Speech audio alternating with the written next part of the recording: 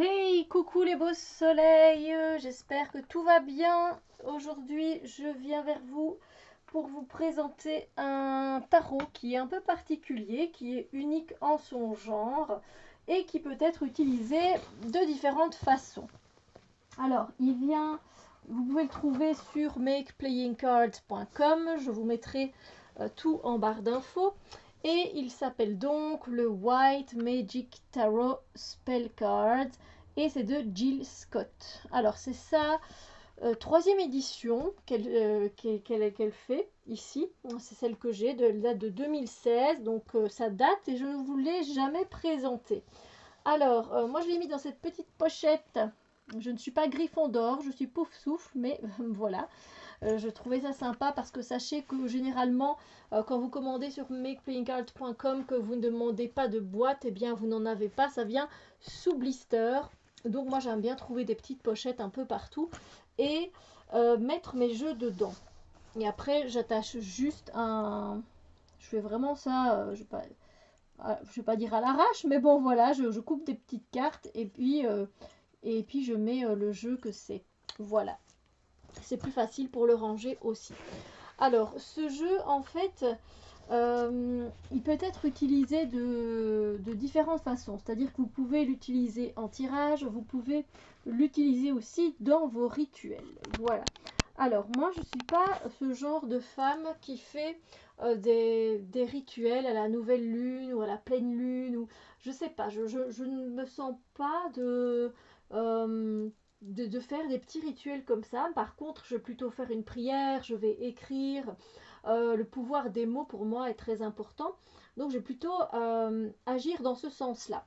Si vous êtes comme moi ou si tout simplement vous avez envie voilà, de mettre dans votre pratique, d'associer, je vais dire, le tarot dans vos rituels, je pense que ce jeu-là peut être intéressant pour vous.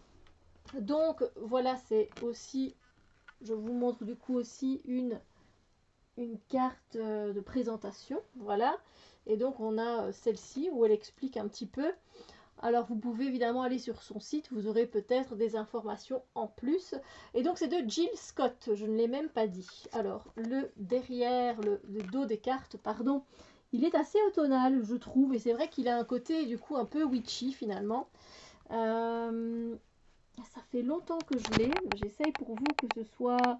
Voilà, vous voyez bien les cartes, mais c'est pas toujours évident. Voilà. La qualité des cartes elle est très très bonne. Les bordures ne sont pas argentées, rien du tout. C'est un peu plastifié, je dirais, au niveau de la taille. On est sur une taille standard de l'Oscarabeo. Voilà. Alors, je vais vous montrer un petit peu comment ça fonctionne. Alors, par exemple, ici, nous avons la déesse du feu, et qui est donc ici la reine de bâton. Donc, cette déesse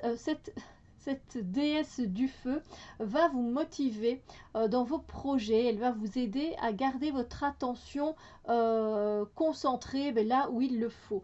Donc voilà, disons que vous êtes sur un projet et vous êtes un peu dissipé, vous vous sentez soit dans les nuages, vous n'êtes pas attentif, mais clairement vous pouvez prendre cette carte auprès de vous pour vous motiver et pour vous aider à garder l'attention sur le projet en question. Voilà.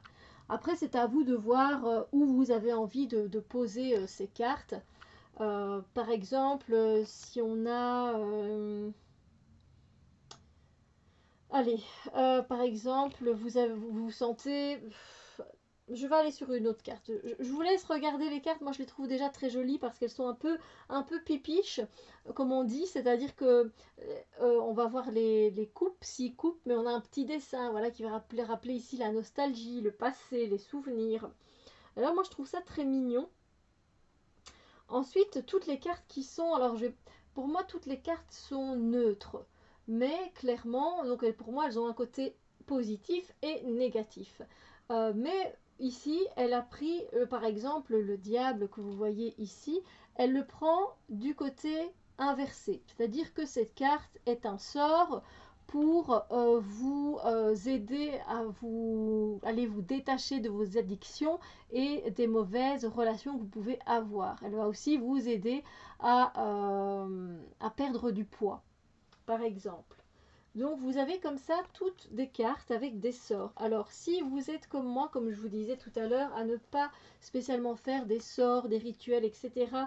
Mais je pense que ça peut être sympa parce que du coup vous avez juste qu'à prendre la carte dont vous avez besoin en question et de la poser où vous le souhaitez finalement. Peut-être que pour une certaine situation, ce sera peut-être intéressant de mettre la carte dans votre portefeuille. Peut-être que ça va être intéressant de mettre la carte en dessous de votre oreiller. Je pense que ça dépend un petit peu de la situation que vous vivez. Donc ben voilà, par exemple, on va prendre cet exemple-ci. Le 3 de bâton, c'est une carte qui est une carte de sort pour le succès dans un business ou alors un business qui a trait avec un partenariat. Et donc vous pouvez peut-être prendre cette carte-là quand vous savez que vous allez avoir un partenariat avec une autre société, etc. et la mettre dans votre portefeuille par exemple.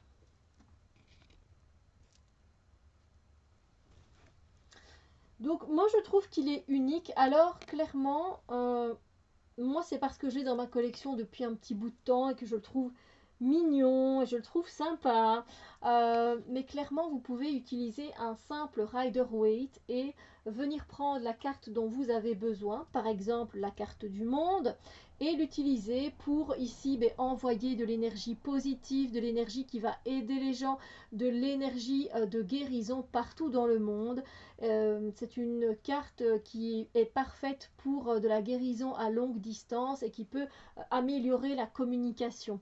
Donc voilà, clairement, si vous avez envie de faire un sort pour notre terre-mère, par exemple, n'hésitez pas à prendre la carte du monde et ensuite de faire un dessin de la terre, de faire un petit peu à votre façon finalement. Mais je trouve que ces cartes-là sont très bien faites. Mais comme je vous le disais, vous pouvez également prendre votre Rider-Waite préféré, celui que vous avez envie, et prendre la carte du monde. Vous n'êtes pas obligé d'acheter celui-ci.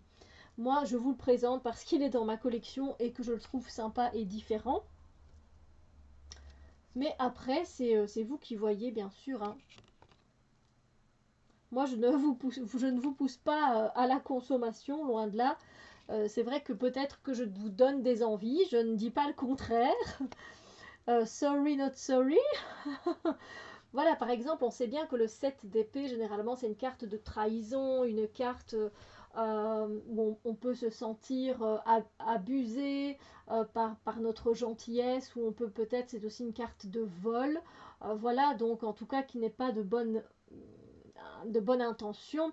Et ici, vous voyez bien que cette carte, en fait, c'est une carte qui va vous aider pour établir une stratégie. Vous pouvez l'utiliser pour penser les choses clairement et créer un plan excellent.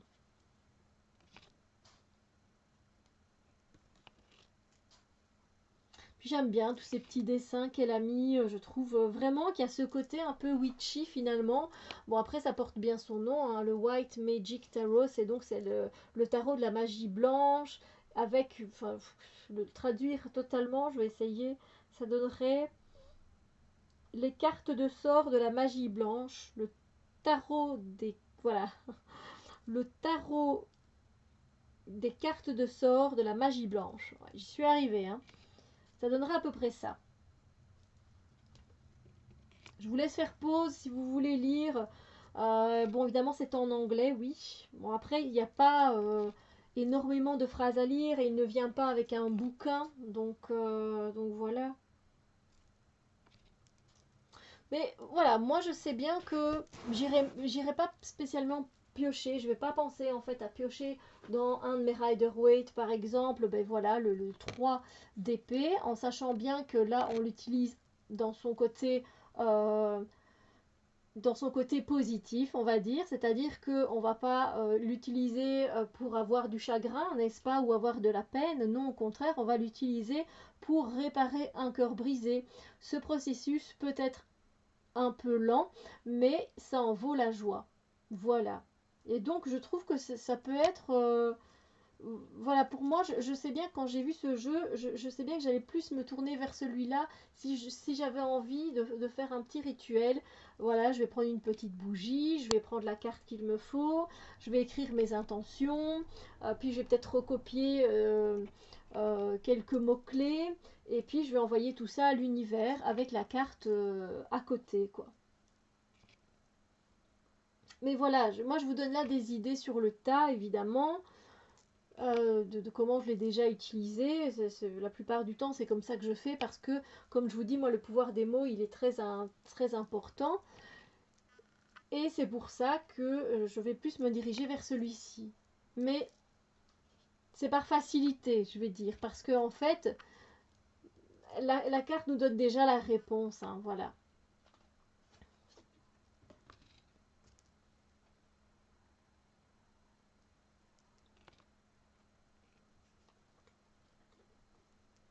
Voilà, imaginons, vous allez ici avec le 4 de bâton, vous allez aller à un anniversaire.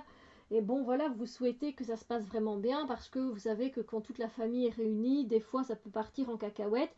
Bien que ce n'est pas de votre sort seulement, hein, mais quand même, si vous avez envie de mettre une petite bougie, du coup, voilà, jaune pour la célébration, que vous avez envie de demander aussi au soleil qu'il intervienne pour apporter sa luminosité, sa chaleur tout au long de cet anniversaire, ben vous pouvez clairement prendre cette carte avec vous ou alors la poser sur votre autel et écrire voilà, je souhaite que euh, cet anniversaire se passe bien, que toutes les relations avec la famille se déroulent dans le calme, etc.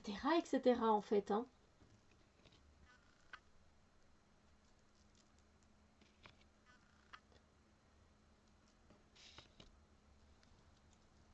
Voilà, en tout cas, voilà, moi j'essaye de vous donner des idées. Par exemple, vous avez ici le 10 d'épée, qui on le sait est une carte là aussi où on n'en peut plus, en fait on est juste plus là, et on est en burn-out, et on est, voilà, notre esprit ne répond plus. Et voilà, c'est une carte ici qu'elle a transformée en carte, en carte où justement, au lieu de se sentir à bout, c'est plutôt une carte avec laquelle on peut se sentir en protection, qui peut être utilisée quand on se sent menacé. On peut utiliser ce sort pour étendre notre vision psychique. Comme ça pourra nous avertir du danger qui approche, par exemple.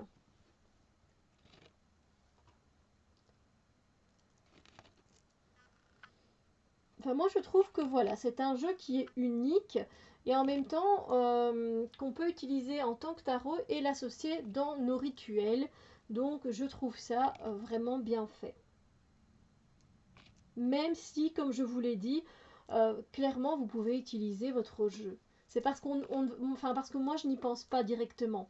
Du coup, je sais que je vais pouvoir me tourner vers ce jeu-là pour l'inclure dans un de mes rituels. Je vais noter dans mon livre, c'est pas vraiment un livre des ombres, je l'appelle pas comme ça, mais voilà, je vais noter dans mon journal quelle carte j'ai utilisée, tel jour. Je vais mettre la bougie que j'ai utilisée, je vais mettre le texte, et voilà. Là aussi, le 9 d'épée est inversé, évidemment, parce que c'est une carte qui va vous aider à bannir les cauchemars et l'insomnie. Elle va calmer votre esprit et va vous aider à vous reposer.